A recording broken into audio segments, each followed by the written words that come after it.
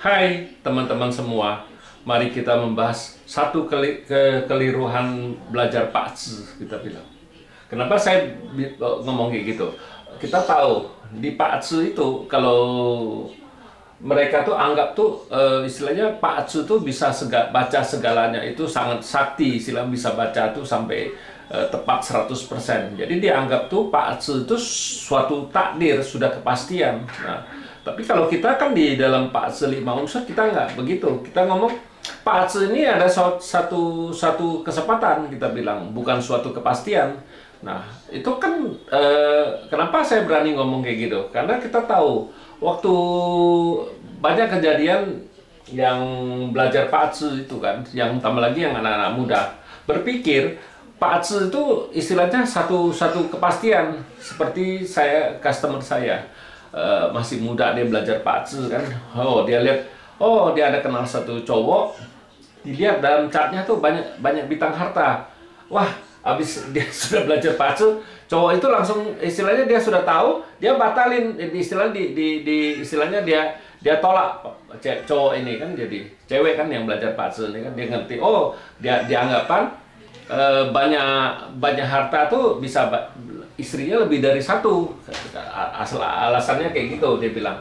Waduh, saya bilang situ belajar Pak Tzu yang keliru, saya bilang. Makanya belajar Pak Tzu itu harus baca orang, jangan cuman kita baca buku. Saya bilang jangan kita belajar Pak Tzu itu cuma belajar buku. Ya, buku itu kan diciptain sudah 3.000-an tahun yang lalu. Ya, situ gimana bisa ada satu pembuktian yang nggak bisa kan, saya bilang. Harus face to face baca orang itu, betul apa salah, itu baru benar. Jangan kita lihat di buku semua tulisnya pasti betul semua, kita bilang pasti betul semua. Tambah lagi saya bilang suka nonton video-video Pak Tzu, pasti ngomongnya pasti hebat semua. Pasti ya istilahnya baca Pak Tzu itu kayak melebihin dewa kalau menurut saya, semua juga bisa dibaca. Apakah demikian? Belajar Pak Tzu itu, di kemudian hari situ bisa kaya raya. Apakah bisa kayak gitu? Apakah kemudian hari di 10 tahun atau 20 tahun kemudian situ bisa sukses besar? Ya. Kalau saya sih kalau saya baca orang, saya nggak pernah mau ngomong kayak gitu. Itu kan harus balik lagi ke orangnya, kita harus tahu, kita harus arahin orang itu. Nah, cara suksesnya gimana? Orang kan banyak ngomong cuman bisa sukses saja, tapi cara suksesnya nggak dikasih tahu kan? Caranya jangan cuman Pak Tzu itu bagus, bisa sukses di kemudian hari. Makanya orang-orang kan memang kebanyakan orang maunya dengar menurut kata hatinya yang baik-baik aja menurut saya sih. Yang jelek dia nggak mau begitu percaya, istilahnya nggak mau diturutin gitu. Ya, saya bilang, kalau ke 20 tahun kemudian yang baca Pak Tzu kemana? Situ bisa nggak? Kalau nggak benar situ bisa komplain ke orang itu? Kan nggak bisa. Ya makanya kenapa saya kalau baca Pak Tzu, saya nggak mau jauh-jauh. Buat apa? Baca orang 10 tahun, 5 tahun. Saya malah baca orang sampai ke bulan. Bulan ini, di tahun ini, bulan ini situ harus jaga, ya nggak bagus ya. Ya tahun besok ya setahun memang saya bacain semua, dipilah 10 tahunnya gimana ya, tahun per tahun memang saya kasih tahu. Tapi yang krusialnya saya kasih tahu dia, misalnya tahun besok saya harus kasih tahu dia sampai ke bulannya yang dia harus jaga. Bukannya berarti baca cuman sampai ke tahun aja kan gitu, enggak. Di bulan-bulan apa situ harus jaga ya. Kita dalam 10 tahun tuh kita harus uraikan, tahun ini bagus, tahun ini yang bagus yang mana, yang jelek yang mana, yang harus hati-hati di tahun apa. Itu yang perlu kita kasih tahu. Bukan berarti kita baca di 20 tahun kemudian situ bisa sukses besar.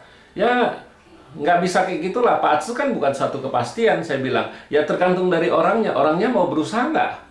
Ya ada orang yang anak muda sekarang kan bisa aja dia salah persepsi, pikir wah saya nggak perlu kerja lagi deh, saya tunggu sampai 20 tahun kemudian saya kan dibacanya bisa sukses besar, istilahnya bisa kaya raya. Apakah demikian? Nah, makanya itu suatu kebodohan kalau menurut saya sih. Ya itu balik lagi ke orangnya.